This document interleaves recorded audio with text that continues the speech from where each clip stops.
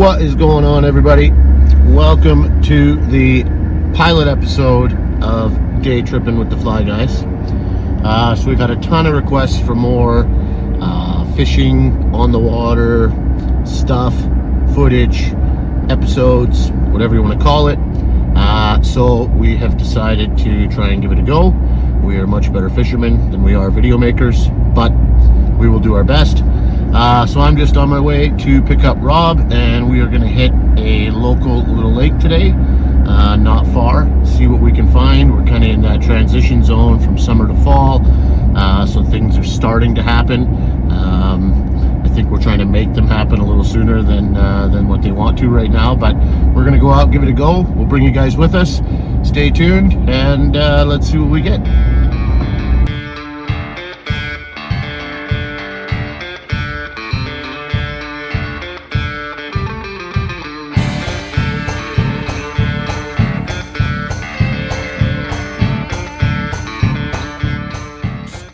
So we're just here lakeside. I got the boat behind me here. Rob and I thought it might be a good idea to kind of go over our setup and the platform that we run out on the water. You're going to see a few chaotic moments in this series. So having this boat is what allows us to do that. We can change spots in the boat. We can duck rods under and over each other. We can do all kinds of stuff, but we couldn't do it without this thing. This is a Journey 9.6. I've had this thing for years. When I bought it, it was in my opinion the best boat. I love the thing, but the reason I love it, completely flat floor, really wide, super stable, and we've kind of organized it over the years, learned where we like our stuff, and makes it super easy for us to use. Kind of a view of how we set the boat up. You can see we've got 4 rods in cases along this side with the Moby. Both our gear bags full of rain gear, everything we need, no matter what, are in those bags. Life jackets, anchor ropes tucked nicely in the back. We've got room for my chair. I can easily put my motor on the back as well, and then you've got the finder over there. You probably see we've got 8 different anchor points or mounts here, the Scotties, so we can put anchors on whatever side. We can move the fish finder to each side. For us, this is how we like it to be set up. Everybody's going to have their own way. Optimize your setup the way it works for you. For us, works best. It keeps tons of open area. We're not catching on things. Very easy, very simple. That's all there is to it.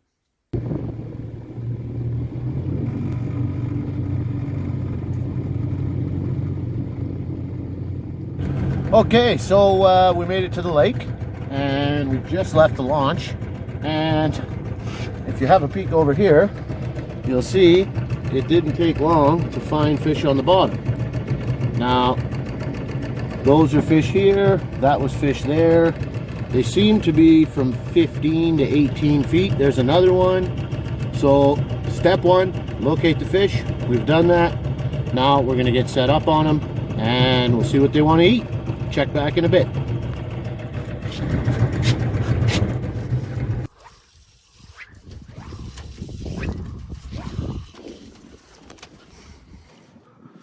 What do you got there, Rob? Ask. Maybe. So we've got to our first spot. See here, we're anchored in 18, 19 feet. We've got fish beneath us. And it took a little bit to get a fish. There are some bugs on the water. A few pupa coming off. Not a lot, but... So Rob's got the first fish of the day. Nice little panask.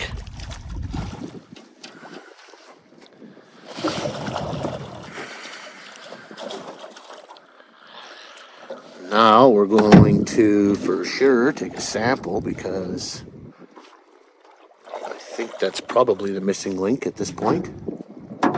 For consistency, anyway.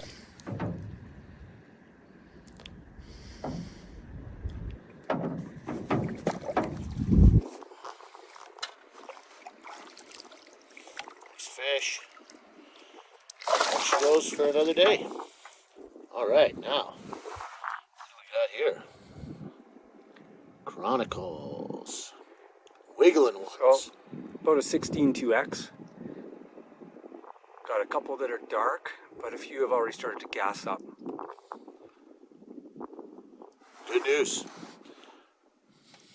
I don't know if you can see them better like that. So we will match that sample and see if we can get on to some more consistent fish.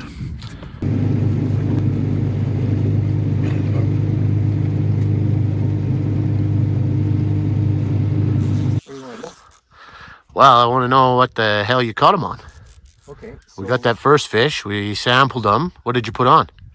So that sample had some dark crons, about 16 2X, and we also had some ones that were shining up a little bit, but I opted to still stay fishing on the bottom, so I went with the dark one, put on the hot chocolate, black bead, and bingo, bingo bango. Bingo bango, another one in the net. We're still got fish beneath us here. You see they're hugging the bottom pretty close right now. And Rob's had that one pretty close to the bottom. So we'll likely resample. Things haven't really gotten going yet, so we're just gonna keep checking. So there's a few more in them now than there was the first pump. There it is. Yeah, they're on them a little more and more. Looks like things are progressing. Okay, and there's still about 50-50 dark brown to graying up a little bit. I'm gonna stick with that hot chocolate. Cool. All right, well, I think I'm gonna put something brown on, and I've gone to a dangle just to make sure it's right in front of their face. And yeah, let's match them up and see what happens. Okay, so first spot was okay. We managed a few fish, but the bugs that we were seeing when we first stopped here are no longer here. And there's still a few fish on the bottom, but with the absence of the bugs, I think we're better off to go look for some fish that are likely feeding, or find a hatch or something like that. So we're making a move, and we'll see you at the next spot.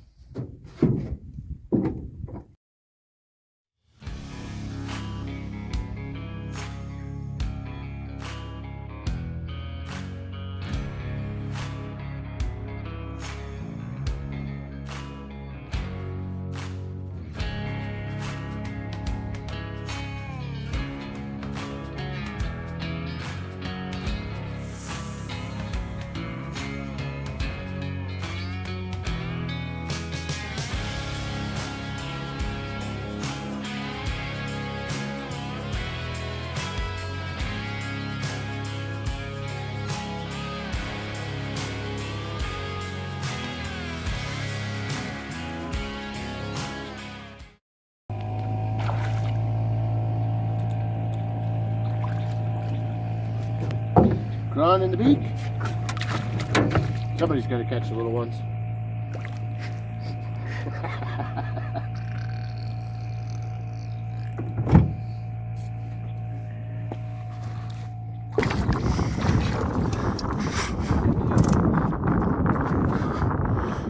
So, location number 3.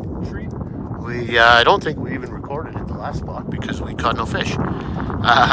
But we've been at the new spot for about 10 minutes, and Roberto is hooked up.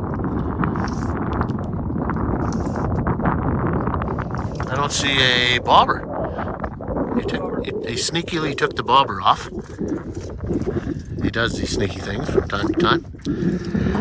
And looks like he's got a pretty decent fish on here. We're about to find out, I think.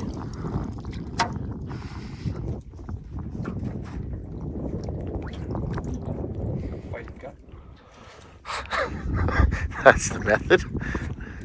Preferred method. Look at this thing.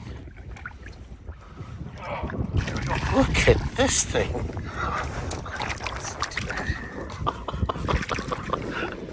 Hot chocolate naked. Hot chocolate on the naked line. So we're still kind of going off the samples we had at the last spot, and when we got to the new spot, one can assume, I mean, there are some bugs on the surface, but one can assume that the bugs would be similar. And based on this fish, they are.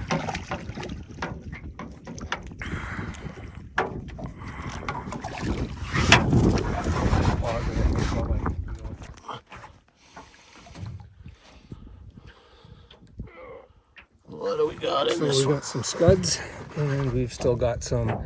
Those are probably one size smaller on the crons, but they're all gray now. No more dark ones. Fish is swimming away. That's what you gotta love about the mobies. The movies. You can leave them in the water. Okay, let's take a look at this guy. Very nice. Back for somebody else to enjoy. What are you using? All right, so I thought we would include a bit of a what we were using kind of a segment here. So Rob and I run pretty similar setups. We've both got the Sage R8, and it's a 9'6" weight, paired with the Arbor XL reel. Line is the Rio Stillwater floater, and today we were running about 23, 24 feet of fluoro. Now, how you set up your leader is totally up to you. If you like to use a tapered system, you turn things over, by all means. I tend to stick with straight fluoro, and I've got a strike indicator on this one, and down to the swivel, and then 18 inches or so below my swivel was kind of the fly of the day. And don't know if you can zoom in on that, but that is the hot chocolate. So it's a 16-2X. We'll post the recipe for you guys to see. We did cycle through a few bugs today, but that one certainly came out on top and definitely produced the most fish. So fairly basic setup, pretty straightforward, strike indicator rig, and we did try other methods today, but that was a big fish. But this was what came out on top and did the most damage for us. So that's all there is to the setup.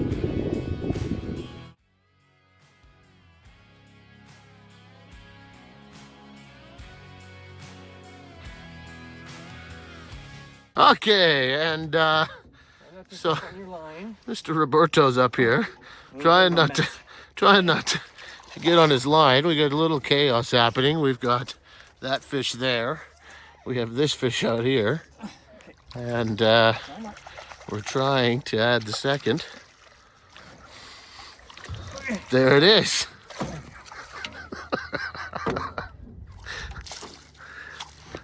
Now, pardon me, but I missed the good part of that fiasco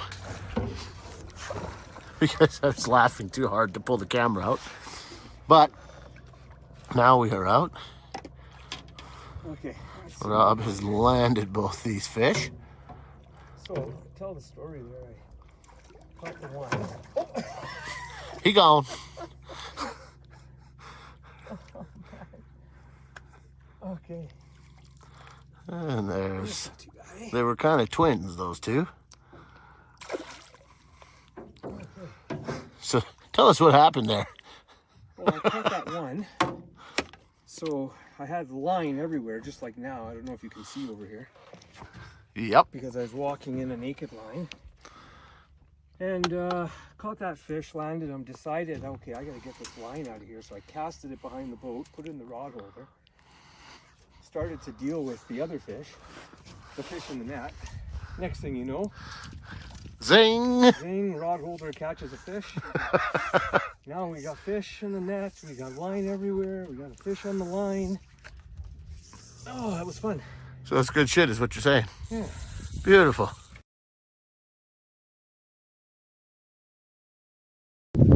All right, so that is a wrap for this beautiful September day. We didn't go far from home. We got a kind of a late start, so all in all, we can't complain. Probably put 15 to 20 fish in the net. The fish were on prawns. They're not hard on them yet, but they were certainly eating them, and that allowed us to capitalize on a few. We did try some leech stuff later in the day that didn't really progress. So yeah, it's 3:30 in the afternoon. We will call her quits and head back to the launch. all in all, it was a pretty good day. Any day with a few fish is a good day to me. So that's, I hope you enjoyed this one. We will try to, I think we're going to try every week, every 2 weeks, to put these things out for you guys. So it's kind of been fun to film it, and hopefully you guys like it. If you do, let us know down in the comments. Don't forget to smash the like button and subscribe to the channel, and we will see you guys on the next episode.